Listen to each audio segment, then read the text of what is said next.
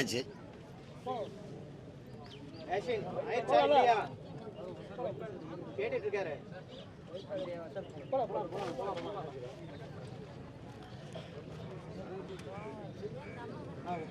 இங்கே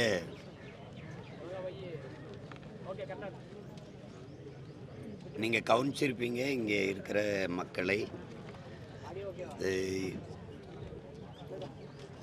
60-70 ஆண்டுகளாக இங்கேயே வாழ்ந்து கொண்டிருக்கிற மக்கள் இந்த பெருமாள் மலையில் தாயகம் திரும்பிய நம்முடைய சொந்தங்கள், இங்கேயே வாழ்ந்து கொண்டிருக்கிற அருந்ததிய சமூக மக்கள், அங்கேருந்து வந்த மக்களுக்கு இடமற்று நிற்கும்போது இந்த இடத்துல குடியிருங்கன்னு சொன்னது அரசாங்கம்தான். அன்றைக்கு இருந்த ஆட்சியாளர்கள். இப்போ அரை நூற்றாண்டை கடந்து இங்கேயே 3 தலைமுறைகளாக வாழ்ந்து கொண்டிருக்கிற மக்கள், எந்த அடிப்படை வசதியும் ஒன்றும் இல்லை. நீங்கள் பார்க்குறீங்க, இது எதுவும் கல் வச்சு கட்டிய கட்டடங்கள் கூட கிடையாது. வெறும் தகர இது ஆஸ்பெஸ்டாஸ் அந்த சீட்டு தான். இதில் மின் இணைப்பு இல்லை, முறையான மின் இணைப்பு இல்லை. அம்மா சொல்கிறத பார்த்தா 5 வீடு 6 வீடுகளுக்கு ஒரு இணைப்பு இருக்குது. படிக்கிற பிள்ளைகளெல்லாம் நாங்கள் முதல் தர மதிப்பெண்களை பெற்றுக்கிட்டு இருந்தோம். இப்போ படிக்க வசதி இல்லாமல் மேல் படிப்புக்கு போக போக அடிப்படை வசதியே இல்லாமல், மின் விளக்கு கூட இல்லாமல் எப்படி படித்து முன்னேறி வர்றதுன்னு சொல்கிறாங்க. வளர்ச்சி பற்றி பேசுகிறோம், மானுடம் பேசுகிறோம், எல்லாம் பேசுகிறோம். இந்த நிலையில் திடீர்னு இது அறநிலைத்துறைக்கு சொந்தமான இடம், நீங்கள் காலி பண்ணுங்க இல்லைன்னா வாடகை கொடுங்கன்னா, இந்த 250 வீட்டு இந்த தினம் கூலி வேலைக்கு போகிற இந்த மக்கள் கொடுக்குற வாடகை பணத்தில் எவ்வளோ வருவாய் இந்த அரசு பெருக்கிற போது? இது எவ்வளவு இதாக இருக்குது பாருங்கள். அறநிலைத்துறையில் அறம் எங்கே இருக்குது? சரி, இதை எடுத்து என்ன தான் பண்ண போகுது அரசு? இதே தான் கரூர்லேயும் இந்த சிக்கல் வந்தது. அறநிலைத்துறைக்கு கோயிலுக்கு சொந்தமான இடம் அப்படின்னு. கோயிலுக்கு எதுக்கு இடம்? மக்கள் குடியிருக்க இல்லாத இடம் எதுக்கு? சொந்த நாட்டில் சொந்த நிலத்தில் அகதிகளாக ஏதிலிகளாக இடமற்ற நிலமற்ற கூலிகளாக இருக்கணுமா என்ன? அதுதான் நல்லாட்சியின் சிறப்பாக என்ன சொல்லுங்கள் நீங்கள்? இப்போ இந்த வாடகை, இந்த வீட்டுக்கு என்ன வாடகை போடுவீங்க? இந்த வீட்டுக்கு என்ன வாடகை போடுவீங்க? இந்த வாடகை பணத்தை வச்சு என்ன வருவாயை பெருக்கி என்ன செய்ய போகிறீங்க? நாட்டு மக்களுக்கு நல்லது செய்வீங்க. வாடகை வாங்காமல் விடுறது நல்லது தான், அந்த மக்களுக்கு செய்கிறது தான். ஏழை எளிய மக்கள் தினமும் வேலைக்கு போனால் தான் சாப்பிட முடியுங்கிற ஏழ்மை வறுமையில் இருக்கிற மக்களை அவர்களை வீடை காலி பண்ணுங்க இல்லைன்னா வாடகை கட்டுங்கிறது ஒவ்வொரு முறையும் தேர்தல் அப்போ வாக்கை பறிக்க இனிப்பு பசப்பான வாக்குறுதிகளை கொடுத்து போவது, வென்று விட்ட பிறகு அவர்களை கொடுத்த வாக்குறுதி ஏமாற்றாமல் இப்படி பரிதவிக்க விடுவது எவ்வளவு கடினமாக இருக்குது. அம்மா வயதை ஒத்த பெரியவர்கள் கண்கலங்கி நம்ம முன்னாடி நிற்கும்போது ஒரு வெறி வருது பாருங்கள். என் தாயை கலங்கிய கண்ணீரோடு பார்க்கத்தான் நம்மெல்லாம் இருக்கிறோமா? அதான் நல்ல ஆண் பிள்ளைகளுக்கு அழகா என்ன? அல்லல் பற்ற ஆற்றாத அழித கண்ணீர் என்றோ செல்வத்தை தேய்க்கும் படைன்னு வள்ளுவ பெருமகனார் தந்தறிய மறைமொழியில் இந்த மாதிரி ஏழை மக்களின் கண்ணீர் எவ்வளோ பெரிய கோட்டையும் சரித்து வீழ்த்துங்கிறான். நீங்கள் அதை பற்றி கவலைப்படுறதில்லை. உலகத்திலே வலிமையான ஆயுதம் ஏழை மக்களின் கண்ணீருங்கிறான். அது உங்கள் எல்லாருக்கும் என்னை விட நல்லா தெரியும். அதை கவனத்தில் வச்சுக்கிட்டு நீங்கள் வேலை செய்யணும்.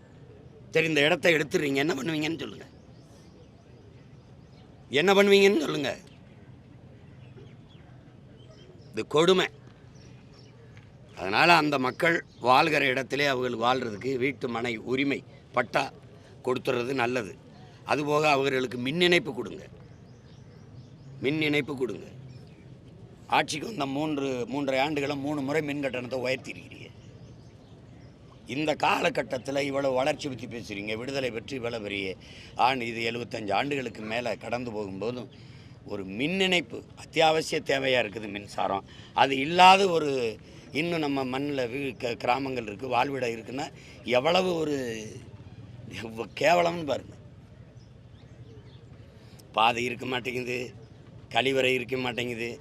இன்னும் நம்ம அக்கா தங்கச்சிகள் சொல்லும்போது அங்கே காட்டுக்குள்ளே பாறைகளுக்கு பக்கத்தில் போய் ஒதுங்க வேண்டியது இருக்குன்னுங்கும்போது எப்படி இருக்குது இது? இதெல்லாம் இதாக அதிகாரமற்ற எளிய மக்கள், அவர்களுக்கென்று குரல் வலை இல்லை, அரசியல் அதிகாரம் இல்லை, பேச யாரும் இல்லை. அதனால் இது வெறும் வாக்காளராக பார்க்குறீங்க, அவர்களுக்கு வாழ்க்கை இருக்குது. வெறும் ஓட்டாக பார்க்குறீங்க, அவர்களுக்கு உணர்வு இருக்குது, பசி இருக்குது, உறக்கம் இருக்குது, கனவு இருக்குது, கண்ணீர் இருக்குது, சதை இருக்குது, ரத்தம் இருக்குது, எலும்பு இருக்குது, நரம்பு இருக்குது, அவர்களுக்கும் உயிர் இருக்குது, அவர்களுக்கு ஒரு வாழ்க்கை இருக்குது. அதை கவனத்தில் வச்சுக்கிட்டு ஆட்சியாளர்கள் இயங்கணும். தேவையில்லாமல் வந்து இந்த காலி பண்ணு வாடகை கொடுன்னுலாம் வச்சுக்கிட்டு இருந்தா எனக்கு ஒரு வேலையும் இல்லை, இங்கேயே உட்காந்துருப்பேன் நானும். நீ காலி பண்ணவும் முடியாது, வாடகை வாங்க முடியாது. ஒழுங்காக மின் இணைப்பு கொடுத்து அந்த மக்களின் வாழ்விடத்தில் இருத்தி வாழ வைக்கிறதுக்கு அவங்களுக்கு குடியுரிமை கொடுங்க, நிரந்தரமாக வாழ்கிறதுக்கு வீட்டு உரிமை கொடுங்க.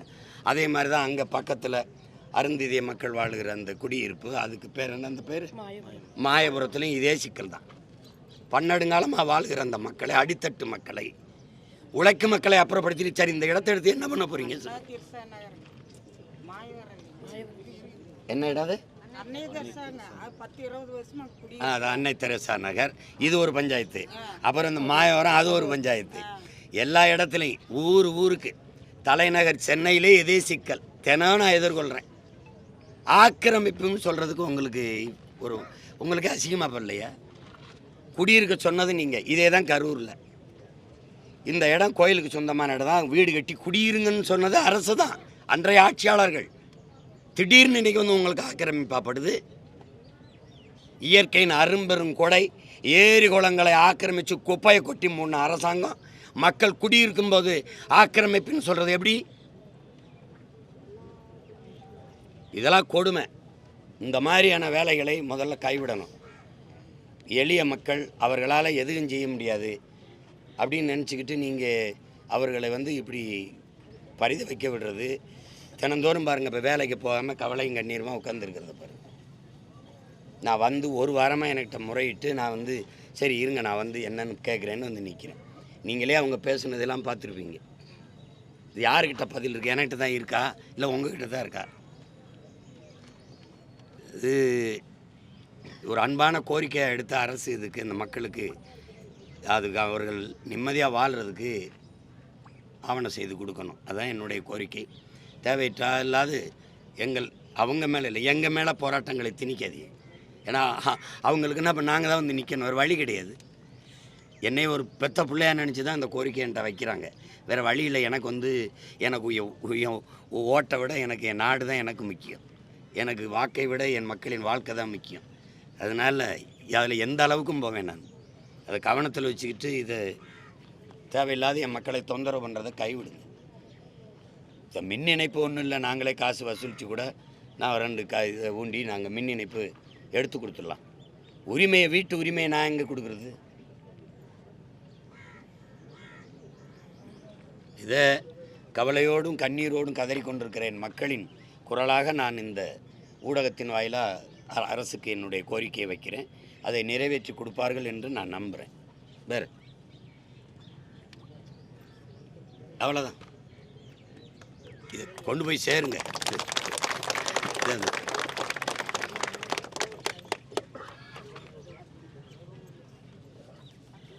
சரிதானே ஐயா? கொண்டு போயிருங்க. நன்றி, வணக்கம். இந்த பெரியாரை இழிவுபடுத்தும் கூலிக்காரர்களுக்கு எதிராக தான் அரசியல் செய்ய வேண்டியது கனிமொழி எம்பி பேசியிருக்காங்க. இதை எடுத்து போடுவீங்களா? இப்போ அவங்க வந்து அவங்க அப்பாவை தான் அப்படி சொல்கிறாங்க. அம்மையார் கனிமொழி வந்து பெரியாரை இழிவுபடுத்தும் கூலிகளை எதிர்த்து அரசியல் செய்ய வேண்டியது இருக்குதுன்ட்டு அவங்க அப்பாவையும் அந்த கட்சியினுடைய தோற்றுனர் ஐயா பேரறிஞர் அண்ணாவையும் தான் சொல்கிறாங்க. ஏன்னா நான் வந்து பெரியாரை இழிவுபடுத்தலை, பெரியார் என்ன பேசியிருந்தாரோ எழுதியிருந்தாரோ அதை எடுத்து பேசுகிறேன். பெரியாரை பற்றியே பேசுகிறார்கள் இந்த பெருமக்கள், அம்மையார் கனிமொழி உட்பட. பெரியாரை பற்றி பேசுகிறீங்க, பெரியார் என்ன பேசினார், பெரியார் என்ன எழுதி வச்சாருன்னு எடுத்து பேச உங்களுக்கு யாருக்கும் துணிவில்லை. பெரியார் யார் தெரியுமா, பெரியார் யார் தெரியுமான்னு கேட்குறீங்க. தெரியலை, சொல்லுங்கன்னா சொல்ல மறுக்கிறீங்க. பெரியாரை இந்த தமிழ்நாட்டில் திமுக அளவிற்கு அந்த கட்சியின் தலைவர் பேரறிஞர் அண்ணா ஐயா பெருமகன் கருணாநிதி அவர்களை விட யாராவது இழிவாக பேசியிருக்காங்களா? நீங்கள் சொல்கிற பெரிய கூலி அம்மையார் கனிமொழி அவர்களே, நீங்கள் பேசுகிற பெரிய கூலி உங்கள் அப்பா தான். அப்போ நீங்கள் உங்கள் அப்பாவை தான் ஏற்று பேசிட்டு இருக்கிறீங்க. நீங்கள் ஒரு பெரியாரிஸ்டா?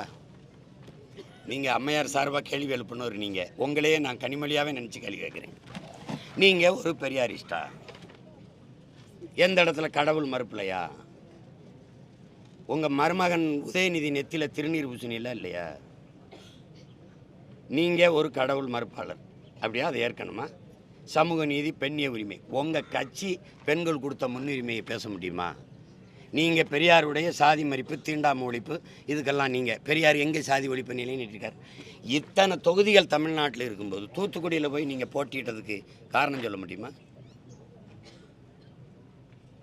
நீங்கள் சொல்றீங்களா இல்லை நான் சொல்லிட்டேன்? காரணம் என்ன? சென்னையில் நின்றுருக்கலாம், இங்கே கோயம்புத்தூரில் நின்றுருக்கலாம், ஈரோட்டில் நின்றுருக்கலாம், சேலத்தில் நின்றுருக்கலாம், வேலூரில் நின்றுருக்கலாம், விழுப்புரத்தில் நின்றுருக்கலாம். எதுக்கு தூத்துக்குடியில் போய் நிற்கிறீங்க? சாதி ஒழிப்புன்னு அங்கே ஏமாந்த பாவப்பட்ட மக்கள் இருக்கான், அதானே சாதி. உங்களை இன்னும் இன்னும் அந்த மக்கள் அவங்க தன் சாதிக்காரன் நம்புகிறான் பாருங்க. அந்த அளவுக்கு பைத்தியக்கார மக்களை அந்த மக்களை நம்பி வச்சுருக்கீங்க நீங்கள், அப்படி தானே? தூத்துக்குள்ளே ஏன் போய் 2 தடவை நின்னீங்க சொல்லுங்கள்? அந்த பாவப்பட்ட மக்களை நான் உங்கள் ஆள், உங்கள் சாதி ஆள், அதுவும் நம்பிக்கிட்டு இருக்கு. கருணாநிதி மக எப்படிங்க நாடாராக இருக்க முடியும்? கனிமொழி நாடார்னா அழகிரி, ஸ்டாலின், முக தமிழரசுலாம் நாடார் தானே? ஒரு அப்பாவுக்கு 2 சாதி இருக்குமா? யாராவது சொல்லுங்கள், சொல்லுங்கங்க. அப்போ என்னதில் போய் தூத்துக்குள்ளே நின்னீங்க? நீங்கள் பெரியாரை பற்றி பேசுகிறதுக்கு தகுதி ஏதாவது இருக்கா? சும்மா கூலி காலின்ட்டு பெரிய கூலியாக உங்கள் அப்பா தான்.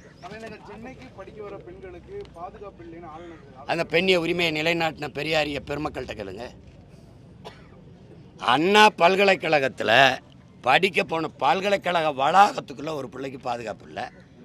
சாலையில் பயணித்து கிழக்கு கடற்கரை சாலையில் வர்றதில் உங்கள் கட்சியை கொடியை கட்டிட்டு குறுக்காட்டி நின்று பிள்ளைகளை தொந்தரவு பண்ணுறான். கேட்டால் வண்டி இடிச்சிருச்சு, அதனால் திரத்தி போனான்னு போய் சொல்லிக்கிட்டு இருக்கீங்க. கூட்டு பாலியல் வன்கொடுமை நடந்தது பொள்ளாச்சியில். நாங்கள் வந்தால் விசாரித்து நீதியை நிலைநாட்டும். நீ ஏன் நாட்டலை? தூத்துக்குடியில் போட்டியிட்டில் 2 முறை எம்பி ஆயிருக்கீல, அங்கே நடந்த துப்பாக்கி சூட்டுக்கு என்ன நடவடிக்கை எடுத்து என்ன நீதியை நிலைநாட்டினீங்க? குறிபாத்து தொண்டக்குழியில் சுட்டவனுக்கு என்ன தண்டனை? அருணா ஜெகதீசன் தாக்கல் செய்த அறிக்கைக்கு என்ன நடவடிக்கை? பதில் இருக்கா? கொடநாட்டில் கொலை நடந்ததா இல்லையா? 5 பேர் சத்தானா இல்லையா? எவனோ ஒருத்தன் கொண்டிருக்கான்ல, கொன்றவன் யாரு? கொன்ன காரணம் என்ன? நடவடிக்கை என்ன? சும்மா ஏதாவது பேசிட்டு கூடாது. நாங்கள் பெரியார் யார் பெரியார் சொல்லு. சமூக நீதியை சொல்லு, பிராமண எதிர்ப்பை சொல்லு, கடவுள் மறுப்பை சொல்லு. பெரியார் வென்றது ஒன்றில் தான். தமிழ் சனியனை விட்டு ஒழியுங்க, தமிழோட ஆங்கிலம் கலந்து பேசுங்க, தமிழை ஆங்கிலத்திலே எழுதுங்க, அதாவது ஆங்கில எழுத்திலே எழுதுங்க. இது ஒன்றில் தான் நீங்கள் சாச்சிட்டிய திராவிடங்க. என் நிலத்தில் எங்கேயுமே என் தாய்மொழி இல்லாமல் அழித்து ஒழிச்சிட்டிங்க. தமிழ் எழுத படிக்க தெரியாத பல தலைமுறையை உருவாக்குனதை தவிர எல்லா இடத்துலையும் தோற்று போனீங்க. எங்கே இருக்குது கடவுள் மறுப்பு? உங்கள் அண்ணி அம்மையார் துர்கா ஸ்டாலின் அவர்கள் பூஜை அறையில் சமஸ்கிருத சுலோகம் சொல்கிறத போட்டு காட்டட்டா? அத்திவரதர் கோயிலில் குடும்பமாக நின்று கும்பிட்டீங்களா இல்லையா? கோயிலாக போய் நாங்கள் 1999 கோயிலில் குடமுழுக்கு நன்னீராட்டு, அது கூட தமிழ் கும்பாபிஷேகம் பண்ணது நாங்களா நீங்களா? நான் முருகனை தொட்டேன், என் தமிழ் இறைன்னு. நீங்கள் ஏன் தொட்டு மாநாடு போட்டீங்க பெருமக்களே? கடவுள் மறுப்பா? பார்ப்பன எதிர்ப்பு இருக்கா? திராவிட இயக்கத்தின் பரிணாமத்தில் நீங்கள் சொல்கிற சோக்கால்டு பிராமண பொம்பளை தலைமையேற்று காலில் விழுந்து கும்பிட்டா திராவிடம்லாம். அந்த அம்மா காலில் விழுந்து பதவி வாங்கி அனுபவிச்சிங்க. நீங்கள் சாதிக்க முடியாத, பெரியாரிஸ்ட் சாதிக்க முடியாத அந்த அம்மா செஞ்சிச்சு. நீங்கள் சொன்ன பார்ப்பன பெண் பொது தொகுதியில் தலித்து எழில்மலை பேரில் தலித்து நிறுத்தி வெள்ள வச்சிச்சு. நீங்கள் ஆராசா அண்ணனை ஒரு தமிழனாக பார்க்காம தாழ்த்தப்பட்டவனாக பார்த்து தூக்கி கொண்டு நீலகிரியில் நிறுத்தினீங்க. நீங்கள் சமூக நீதி சனாதன ஒழிப்பை பேசுவீங்க. அது ஒரு காலம். என் ஆத்தாள பெண் தாத்தம்பாட்டி மயங்கி கிடந்தாங்கல்ல, அது ஒரு காலம். தாழ்த்தப்பட்ட அருந்ததியரில் ஒருத்தனை தூக்கி சபாநாயகராக்கி தனபால் வரும்போது முதலமைச்சர் வரைக்கும் எந்திரிச்சு நிற்கிற உயரத்தில் உட்கார வச்ச பெருமகள் நீங்கள் சொல்கிற பிராமண பொம்பளை. அதை நீங்கள் செஞ்சீங்களா? எதுக்கு சமூக நீதி பேசுறீங்க? எதுக்கு எங்கே இருக்கார் பெரியார்? எந்த இடத்துல? படிப்பா? படிப்பு மிகப்பெரிய வியாபார பண்டமாக்கிட்டு கல்வியை. எந்த இடத்துல இருக்குது கல்வி? யாரு? எங்களுக்கு என்ன படிப்பு வராமையா இருந்தது? இந்த எங்கள் அம்மா சொல்லுதில்ல, கல்வி இருந்துச்சு, காசு இல்லை, வறுமை. அந்த கல்வியை இலவசமாக தந்தான் படிக்காத என் தாத்தை. ஊருக்கு பள்ளிக்கூடங்க. நான் படித்தது என் தாத்தம் கட்டின பள்ளிக்கூடம் அரணையூரில், ஒரு சிற்றூரில். அதுக்கப்புறம் உயர்கல்வி என் சொந்தக்காரன் இஸ்லாத்தை ஏற்றிருந்தவன் அவன் கட்டி வச்சுருந்தான். காஜி கே இப்ராஹிம் அலி உயர்நிலை பள்ளி, டாக்டர் ஜாகிர் ஹுசேன் கல்லூரியில் படித்ததுனால நான் இன்னைக்கு வெளியில் வந்து நிற்கிறேன். அவன் கட்டி படிக்க வச்சான். கிறிஸ்தவ இஸ்லாமிய மிஷினரிகள் பள்ளி கல்லூரியில் படித்து வந்த பிள்ளைகள் பெரியார் படிக்க வச்சார். அண்ணாதுரை எங்கள் ஐயா பெரியார் பேரறிஞர் அண்ணாவையும் பெருமகனார் நெடுஞ்செழியனே அன்பழகனி பெரியார் தான் படிக்க வச்சாரா? எம்ஜிஆர் தன்னுடைய சொத்துக்களை கடைசியாக காது காலாதவர், வாய் பேச முடியாத பிள்ளைகளுக்கு ஒரு அறக்கட்டளை எழுதி வச்சு கொடுத்துட்டு போனார். அப்படி பெரியார் அவர் சொத்தை கொடுத்துட்டு போனாரா? கொலவெறியில் இருக்க குறுக்கோருக்கு வந்து எதுவும் பேசிட்டு இருக்கக்கூடாது. சும்மா மரியாதை கொடுக்குறோம், கண்ணியமாக இருக்கிறோம்னா பேசாமல் இருக்கணும். கூலினா என்ன அர்த்தம்? இருங்க, கூலினா என்ன? உங்கள் வீட்டில் வந்து கையெட்டி நிற்கிறானா? நான் கூலி? உங்கள் அப்பா தான் கூலி. யார்கிட்ட பேசுகிறது என்னன்னு இல்லையா? கூலியா? என்ன கூலி? நீ தான் என் மக்கள்கிட்ட 1000-500 பிச்சை காசு கொடுத்து ஓட்ட பறிக்கிற கூலி. நீ சரியான ஆளாக இருந்தால் ஓட்டுக்கு காசு கொடுக்காம நின்று காட்டுவார். அது எங்கள் அம்மா தமிழிசை சொல்லுவேன். உங்களை எதிர்த்து போட்டிட்ட இடத்துல ஓட்டுக்கு காசு கொடுக்கணும், அப்படி ஒரு வெற்றியே வேணாம்னு சொன்னேன். தமிழ் மகள் தமிழச்சி, தமிழிசை. அந்த மாதிரி நீங்கள் காசு கொடுக்காம வென்றீங்களா? பெரிய கலைஞரின் மகள் தானே, பெரிய இவங்க தானே. நீங்கள் எல்லாம் ஒன் சாதிக்காரன் தானே போய் நின்ன. எதுக்கு ஓட்டு காசு கொடுத்த?